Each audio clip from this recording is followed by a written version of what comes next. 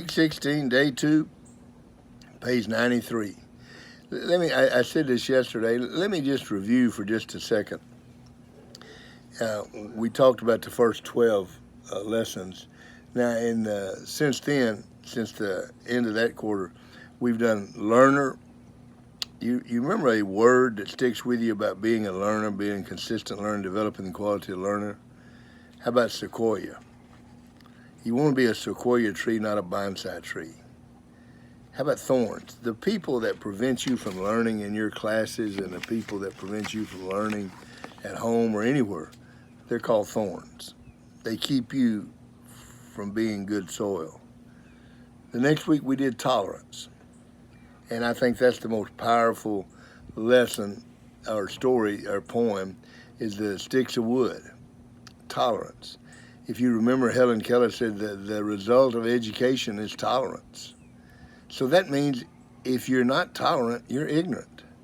What goes along with being prejudiced? Ignorance, not knowing what to do, stick of wood.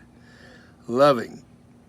You remember the story about heaven and hell? The people in hell were only worried about themselves, and the people in heaven were worried about the person next to them. That's loving.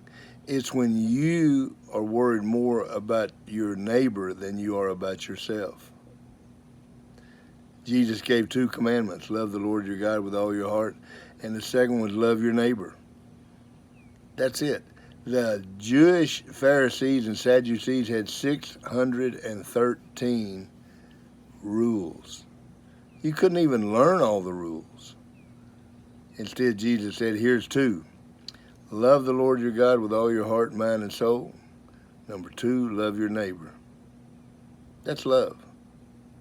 The common sense is this week, week 16, and I always think of Social Security. I can't help but always think of Social Security and what my friend that was in the House of Representatives told me. You want to solve Social Security? Put the Congress on Social Security. That's common sense. As long as they don't have to play by those rules, they're not going to. Today, we're going to talk a story about how to use what you have. A number of years ago, oil was discovered on property that belonged to an elderly man. All of his life, he had lived in poverty, but the discovery of oil allowed him to live as a wealthy man. One of the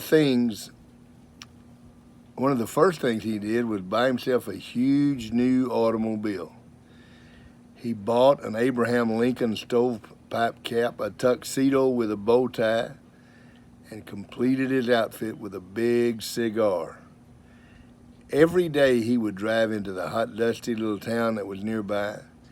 He wanted to see everyone and be seen by everyone. He was a friendly old soul, so when riding through town, he would turn all the way around and speak to folks.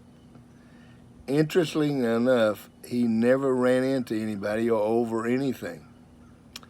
The reason was simple.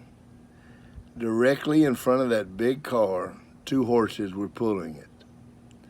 Local mechanics said that nothing was wrong with the car. Inside the car were hundreds of horses ready, willing, and able to go. But the old man was using only the 2 on the outside. Many students make the mistake of looking outside to find 2 horsepower when they should look inside where they have unlimited horsepower. Do not blame the product because it's been used improperly. How many of us today use only what's on the outside?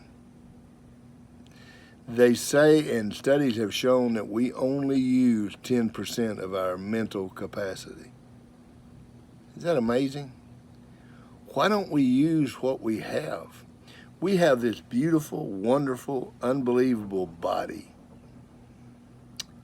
And we try to destroy it with alcohol and drugs and sugar and all kinds of things, instead of taking care of it and allowing it to take care of us. When you get to be my age, the old saying about if I'd have known I was going to live this long, I'd have taken better care of myself, really is the truth. Because I look back and I think of all the things that I wish I hadn't done that make me arthritic today. Or make me a little bit older, make my health not as quality as it should be. Question number one, how many people use only what's on the outside? They don't use what's on the inside. I coached with a coach at Southeast Missouri University, and he was always making fun of another coach because the other coach, all he ever did was lift weights. I mean, he had a bodybuilder body. And Coach Harkins used to give him a hard time so much because he said, you're just a shell. There's nothing on the inside. You're not out running. You're not building your heart up. You're not doing the things like that. And you're nothing but a shell, and that's going to go away. And he was right.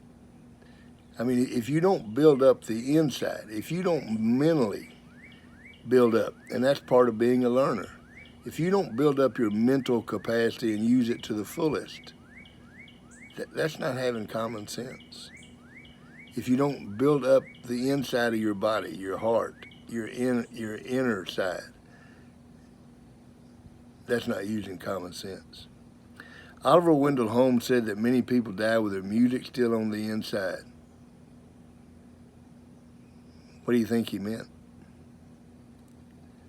See, there's a lot of people, and one of my pet peeves when I was a high school coach is every counselor, almost every counselor I had, always told the kids they needed to go to college. You got to go to college. That's what you got to go to college.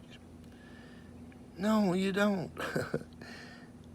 You know, I had a kid that was a straight A student, and he came to me because he felt so guilty. He didn't want to go to college. He wanted to be a welder. And I said, why do you feel like you need to apologize? Well, the counselor said, I need to go to college. I've got a 4.0.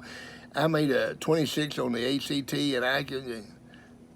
But you want to be a welder. More than anything in the world, Coach, I want to be a welder. I said, do what you want to do. Use common sense. If you love welding and want to be a welder and you can make a living doing it, well, he is a welder today, and he's making a really good living doing it.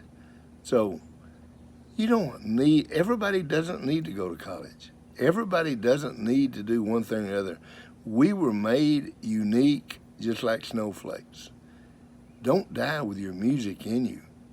If you need to sing, sing. If you want to weld, weld. If you want to be a dentist, be a dentist.